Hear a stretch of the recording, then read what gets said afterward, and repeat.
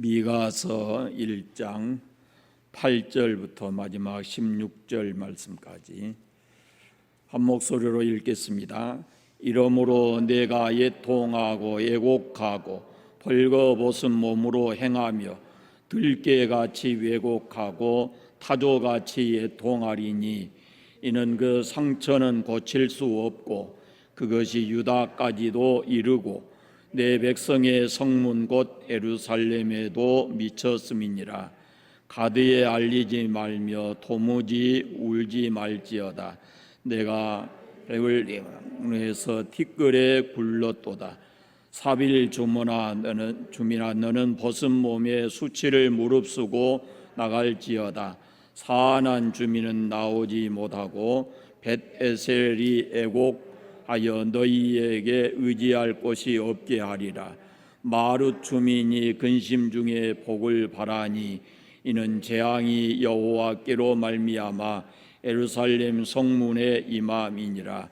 라기스 주민아 너는 준마의 병거를 메울지어다. 라기스는 딸 시온의 죄의 근본이니 이는 이스라엘의 허물이 내게서 보였음이니라. 이러므로 너는 가드 모레셋에 작별하는 예물을 줄지어다. 악십의 집들이 이스라엘 왕들을 속이리라. 마레사 주민아 내가 장차 너를 소유할 자로 내게 이르게 하리니 이스라엘의 영광이 아둘람까지 이를 것이라. 너는 내 기뻐하는 자식으로 인하여 내 머리털을 깎아 대머리 같게 할지어다. 내 머리가 크게 벗어지게 하기를 독수리 같게 할지어다. 이는 그들이 사로잡혀 너를 떠났음이니라. 아멘.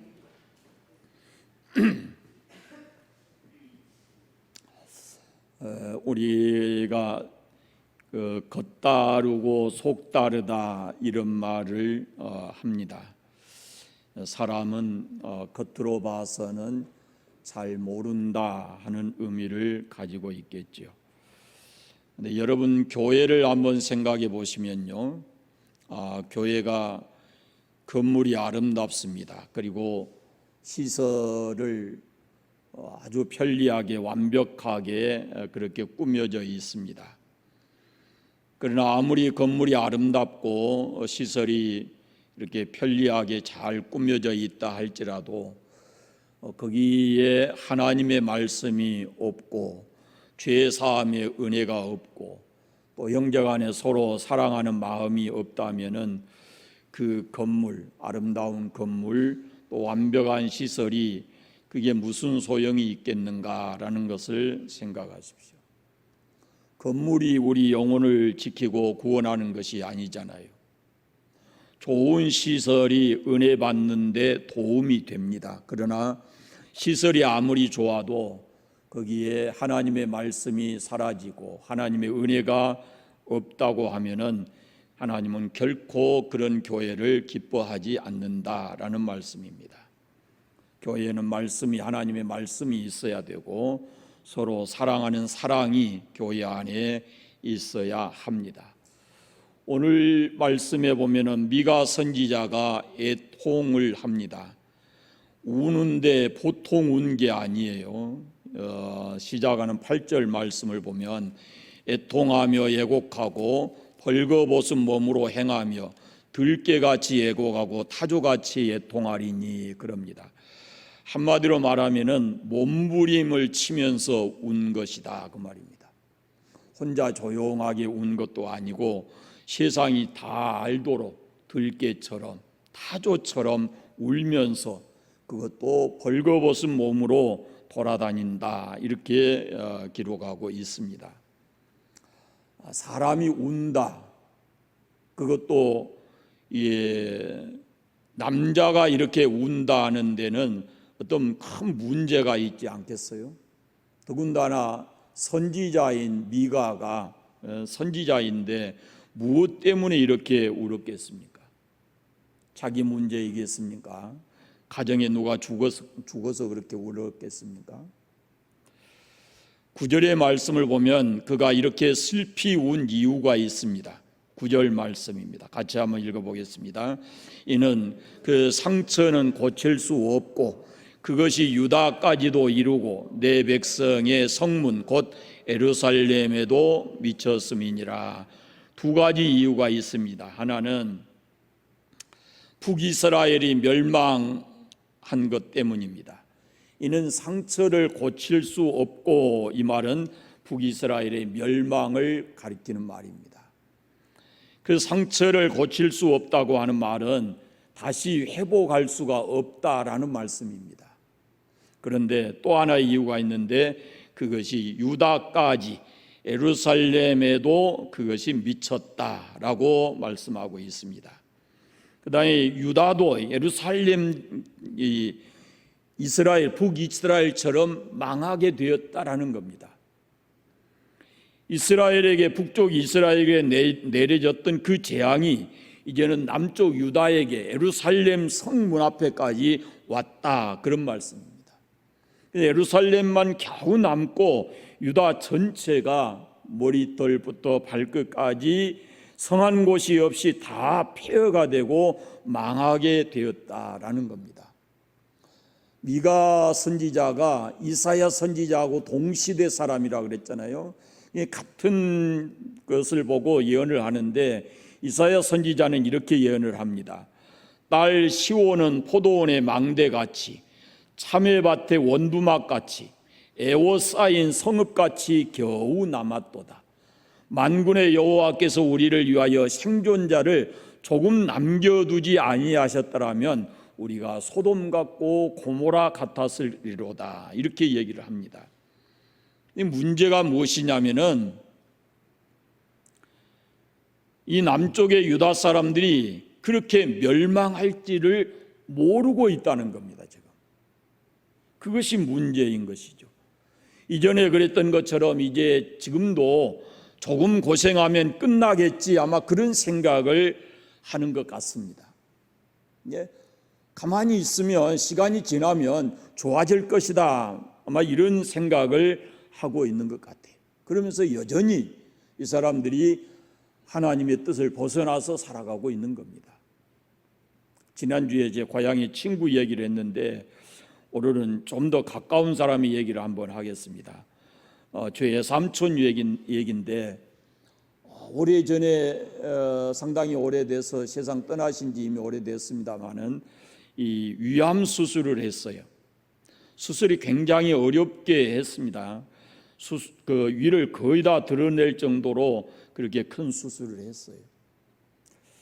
그러니까 수술도 그렇게 쉽게 한 것이 아닙니다. 그런데 정작 수술한 본인 당사자 우리 그 외삼촌은 그냥 맹장 하나 띄어내는 것 정도로 그렇게 아마 쉽게 생각하신 것 같아요. 어느 정도 회복이 됐어요. 퇴원해서 집에 가서 뵀을 때 아버지하고 같이 가서 뵀었는데 술 담배를 하시더라고요. 그래서 제가 건강을 위해서 삼촌 이 술 담배를 끊으셔야 합니다 그랬더니 조금 해보고 하던 것인데 그러면서 그걸 못 끊으셨어요. 여러분, 위를 잘라내도 살기는 삽니다. 그러나 얼마나 그 삶이 힘들겠어요. 음식을 마음대로 못 먹지요, 많이 먹지도 못하지요. 그리고 위를 거의 다 드러냈으니까 그것을 이제 입에서 꼭꼭 씹어서 완전히 이렇게 해가지고 삼켜야지요. 그만큼 살아가는 것이 힘들지 않겠습니까? 그런데 본인만 힘든 게 아니고 함께 사는 가족들도 다 힘들게 됐죠. 그렇게 사시다가 얼마 되지 않아서 손도 써보지 못하고 그냥 돌아가셨어요. 여러분, 우리가 건강 잘 지키며 살아야 합니다. 노력할 수 있으면 해야 하고 우리가 할 만큼은 하고 하나님께 우리를 건강하게 해 주십시오라고 하나님께 기도해야지요. 기도는 하면서 건강에 해칠 일을 하고 살면 되겠습니까? 그럼 하나님 결코 그런 기도는 듣지 않으실 것이다 생각이 되거든요. 그러니까 우리가 할 수 있는 일은 충분히 하면서 하나님께 구해야 한다라는 겁니다. 지금 유다 백성들은 자기들이 안전하다 이렇게 믿고 있는 겁니다. 그러나 미가는 결코 안전하지 않다는 것을 알고 있습니다. 오늘 얘가 이렇게 벌거벗고 울며 들깨처럼 타조처럼 울고 다니는 것은 이렇게 울고 다니는 것을 너희들이 보지 않느냐. 이것은 곧 너희들 모습이다. 금방 너희들이 이렇게 될 것이다 라는 모습을 미가 선지자가 보여주는 거거든요. 입으로 선포해서 그게 안 되니까 하나님께서 미가 선지자로 하여금 행동으로 그것을 보여주게 만드는 것이거든요. 너희들이 곧 이런 안타까운 모습으로 포로되어서 끌려갈 것이다 라는 것을 미가 선지자가 그 행동으로 그것을 보여주고 있는 것입니다. 여러분, 포로로 끌려가도 살기는 삽니다. 다 죽는 것은 아니잖아요. 그러나 그 삶이 얼마나 힘들겠어요. 살기가 얼마나 팍팍하겠어요. 그거는 인생의 삶의 즐거움이 행복이 있겠습니까?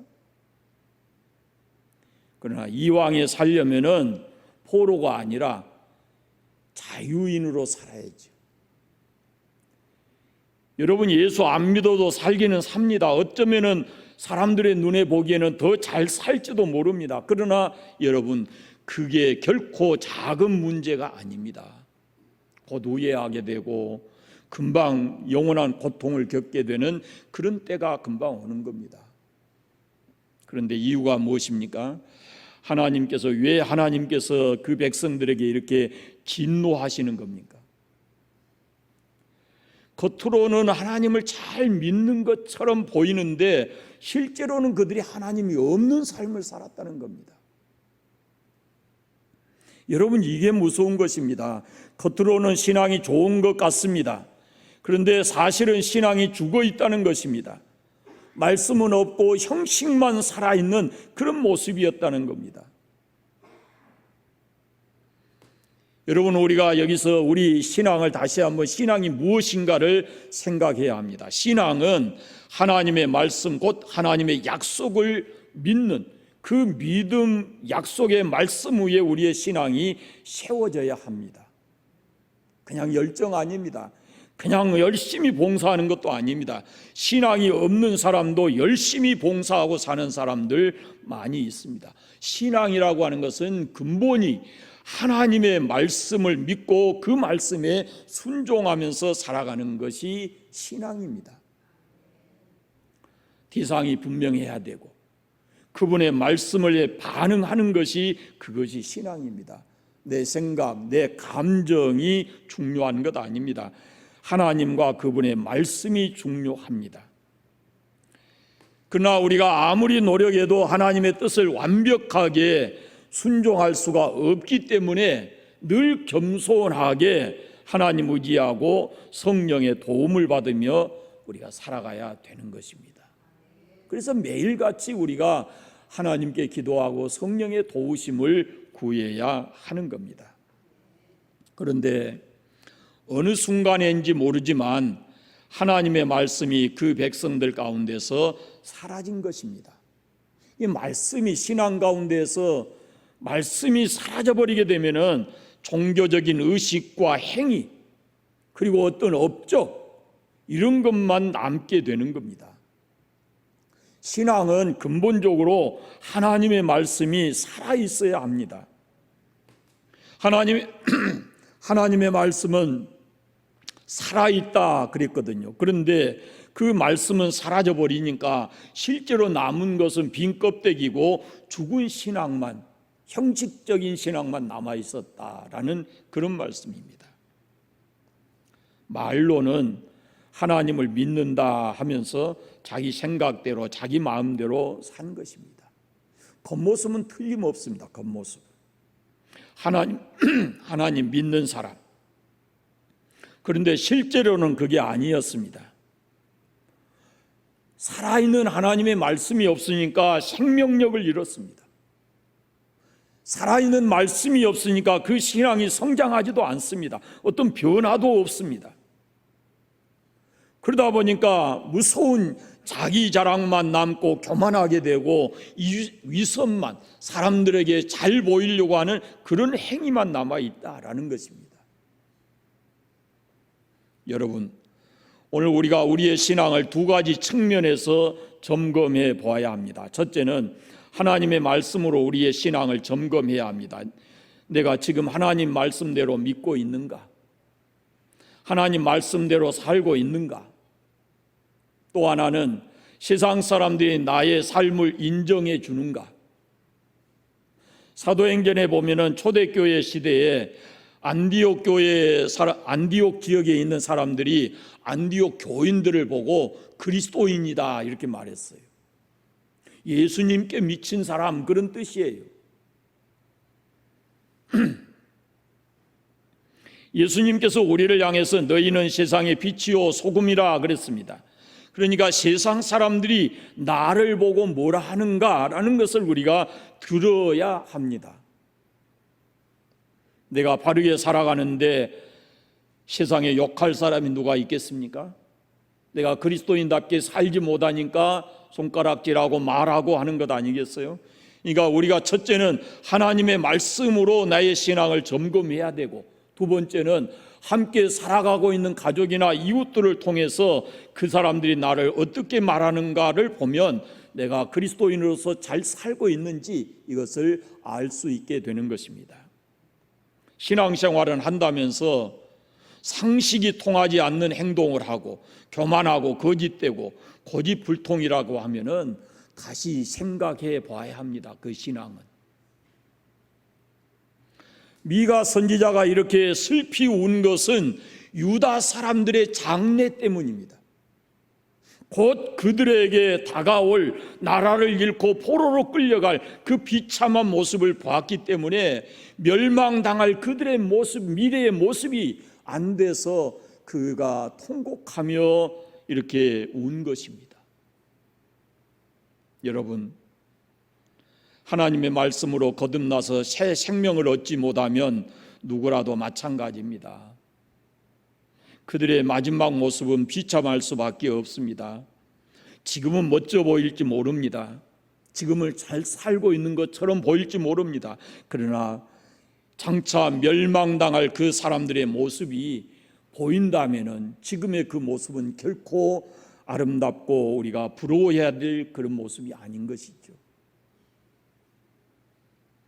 그러므로 우리는 정신 차리고 우리 자신이 말씀 위에 서서 바른 신앙을 가져야 되고, 그리고 이 놀라운 구원의 진리를 알지 못하는 사람들에게 우리의 입을 통해서, 말을 통해서, 행동을 통해서 이 복음이 그들에게 전해져야 된다라는 것입니다.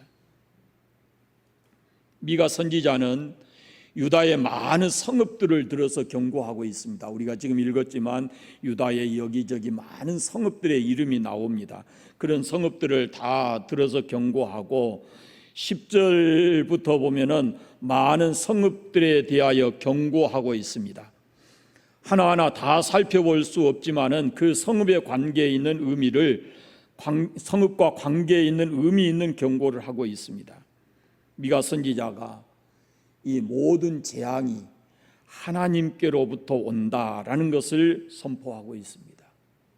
이게 조금 더 역사를 보면은 북쪽 이스라엘은 아수르가 쳐들어와서 나라가 망했어요. 그리고 포로로 잡혀갔어요. 그런데 성경은 분명하게 말합니다. 아수르가 한 것처럼 보이지만 그것은 아수르는 하나님의 손에 들려있는 진노의 막대기였다고. 그렇다면 하나님께서 왜 그 백성들을 이렇게 버리십니까? 왜 고통을 당하게 한 것입니까? 또다시 말씀드리지만 이 사람들이 참 신앙을 버렸기 때문에 그렇습니다. 하나님과의 약속을 이행하지 않고 오히려 하나님을 이용하려 했기 때문에 그렇습니다. 겉보기에는 분명 하나님의 백성인데 세상 사람과 하나도 다르지 않았다는 겁니다. 이 다음에 2장에 가서 보면 어쩌면 세상 사람보다 더 악한 모습으로 살고 있었습니다. 여러분, 우리가 이것을 알아야 됩니다. 우리가 하나님의 백성이라면 하나님의 백성답게 살아야 하는 겁니다. 매일 하나님과 관계를 맺고 하나님 의지하고 사람들에게 진실하고 자기에게 주어진 일에 성실하고 그렇게 우리가 삶을 살아가야 되는 겁니다. 북이스라엘이 불신앙, 거짓 신앙으로 망했어요. 나라를 잃고 포로로 다 끌려갔어요. 남쪽 유다 사람들이 그걸 다 봤어요. 그걸 다 경험했어요. 그런데 지금 남유다 사람들도 북쪽이 망하는 그 길을 가고 있는 거예요. 바로 앞에 거울을 두고 자기의 흐트러진 모습을 보았으면 고쳐야 되지 않겠습니까?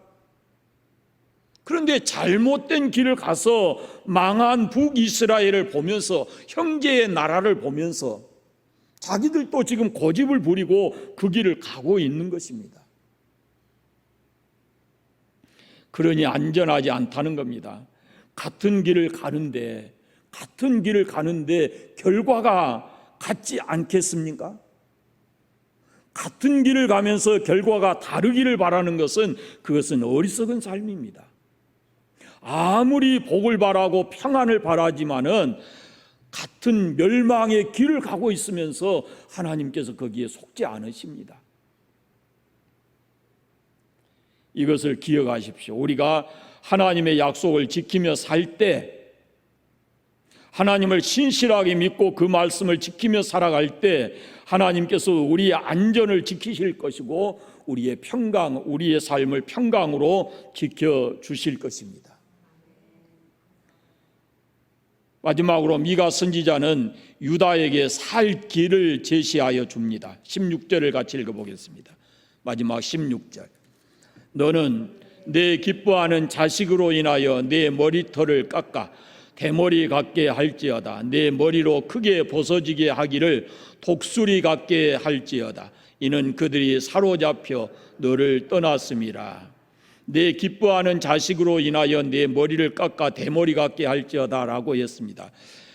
사람은 누구나 자기 자신의 불행보다 자식의 불행을 더 못 견딥니다. 지금 내가 사는 것보다 훨씬 더 자식들이 잘 되기를 기대하는 것이, 소망하는 것이, 그것이 부모의 마음이잖아요. 나는 좀 불행하더라도 우리 자식들은 잘 되기를 원하는 것이, 그것이 부모의 마음인데, 그런데 오늘 성경에 그 자식을 위해서, 그 자식으로 인해서 네 머리를 깎아 대머리 같게 하라 그럽니다. 여러분, 어떤 때 머리를 깎습니까? 어떤 때? 중대한 결단을 할 때 머리를 깎는 거예요. 사도행전에 보면은 바울이 일찍이 하나님 앞에 서원한 것이 있어서 갱그레하여서 머리를 깎았습니다. 완전히 빡빡 밀었어요. 여러분, 머리를 밀 때요, 눈썹까지 밀으면 안 돼요. 저는 그 모습을 봤거든요. 머리 밀고 눈썹까지 밀어버리니까요, 완전히 사람이 달라지고 우습기도 하고 무섭기도 하고. 제가 10대 때 고향에 한 3년 선배가 모 지역에서 아주 유명한 건달이었어요. 근데 이 선배가 고향에 올 때면은 꼭 그렇게 하고 오는 거예요. 머리 빡빡 깎고 눈썹 다 밀고 옆에다 뭐 차고. 눈썹이 거의 아무것도 아닌 것처럼 보인대요. 사람을 멋있게 보이기도 하고 균형을 이루기도 하고 그렇습니다. 그래서 이것이 조금 균형이 안 맞으면은 균형 맞춰서 여자분들은 그리기도 하고 문신도 하고 그러잖아요. 중요한 거예요, 눈썹이. 그런데 머리를 밀라 그래요. 머리를 밀라. 내 자식으로 인하여, 이건 자식으로 인하여, 그 말은 자식으로 너 머리를 밀라 그런 말이 아니에요. 자식을 위해서 그런 뜻입니다. 머리를 밀라는 뜻이 무슨 뜻이냐면은 포로 생활을 지금 경험한다는 그런 심정으로 지금 결단해야 된다는 겁니다. 지금 울며 통회하며 진실한 마음으로 하나님 앞에서 결단해야 된다는 겁니다. 그것이 살 길이라는 거예요. 그것이 너 자신이 고통을 당하지 아니하고 자녀들에게도 그것이 살 길을 열어주는 것이라고 말씀합니다. 그리고는 겸손히 하나님의 긍휼을 기다리라 그럽니다. 내 머리가 크게 벗겨지게 하기를 독수리 같게 할지어다 그럽니다. 독수리가 털갈이 할 때 보면은 털이 다 빠지고 보기 흉합니다. 그 독수리가 털이 온전히 나면은 굉장하잖아요. 그러나 털갈이 할 때는 그렇지 않다는 겁니다. 아주 보기 흉해도 그 털갈이를 해야 독수리가 독수리 역할을 하는 겁니다. 보기에 좀 흉하면 어떻습니까? 자존심 좀 상하면 어떻습니까? 그것이 살 길이라면은 제쳐놓고 하나님 앞에 나와서 겸손히 회개해야죠. 그게 싫으면 망하는 것이고, 그게 자존심이 좀 상해도 그렇게 선지자의 말을 듣고 하나님 앞에 나와서 그렇게 결단하고 나와서 자기 죄를 회개하면 그 멸망의 길에서 다시 살 길로 돌아서게 된다는 것입니다. 여러분, 진정으로 자식을 사랑하는 길이 무엇일까요? 자식이 공부 잘하면 공부 잘못하면 걱정하지. 공부 못하면 좋은 대학 못 가고, 좋은 대학 못 가면은 마음 상하고 아이의 미래가 장래가 없고 그렇게 생각하기 때문에 우리가 아이들 공부 못하면 걱정합니다. 그러나 여러분, 예수 믿지 않으면 천국 못 들어갑니다. 그래도 걱정이 안 되십니까? 그래도 마음이 평안합니까? 자식의 장래를 생각하는 것처럼 자식의 영원한 미래에도 여러분 관심을 가지시기를 바랍니다. 아직 길은 있습니다. 여러분이 진실한 마음으로, 불쌍히 여기는 마음으로 하나님 앞에 나와서 하나님 앞에 자기의 잘못을 회개하고 주님께 회개하면 진노가 축복으로 바뀌고 멸망이 생명으로 바뀌어지는 겁니다. 그 길이, 방향이 달라지는 것이에요. 여러분, 우리가 진실한 신앙을 가지고 하나님 의지하고 하나님 말씀에 순종하고 살아가시기를 바랍니다. 절대로 하나님 말씀을 소홀히 생각하지 마십시오. 경고의 말씀을 못 들은 척 무시하고 넘어가지 마십시오. 하나님을 아버지로 믿고 이 땅에서 하늘의 영광을 누리며 살아가는 그런 삶을 살아가시기를 바랍니다. 이 선지자들의 그 예언을 읽으면 우리 마음이 아플 때가 많아요. 그런데 진정으로 그것은 우리를 살리기 위한 말씀이고 우리에게 축복을 주기 위한 말씀인 것을 기억하시고 오늘 말씀이 여러분의 삶에 큰 은혜가 되시길 바랍니다. 기도하겠습니다. 하나님, 우리 아버지 감사합니다. 선지자 미가를 통해서 우리에게 주신 말씀을 함께 나누었습니다. 아버지, 우리의 신앙이 겉모습만의 신앙이 아니라 마음 깊은 곳으로부터 진실된 마음으로 하나님을 경외하고 하나님 의지하고 살아가는 저희들 되게 하여 주옵소서. 우리가 하나님 말씀 위에 우리의 신앙을 굳게 세우고 말씀대로 순종하고 살아가는 신앙이 되게 해 주시고, 우리가 살아가고 있는 가정이나 삶의 현장에서 사람들로부터 인정받는 그런 신앙인의 모습을 가지고 살게 해 주시기를 간절히 원하옵고 기도합니다.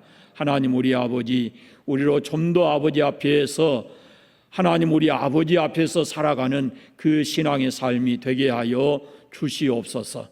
주일 돌아올 때까지 우리 삶의 현장에서 주 안에서 살게 하시고 행복한 삶을 살아갈 수 있도록 성령 하나님 우리를 인도해 주시기를 간절히 원하옵고 예수님의 이름으로 기도드립니다. 아멘.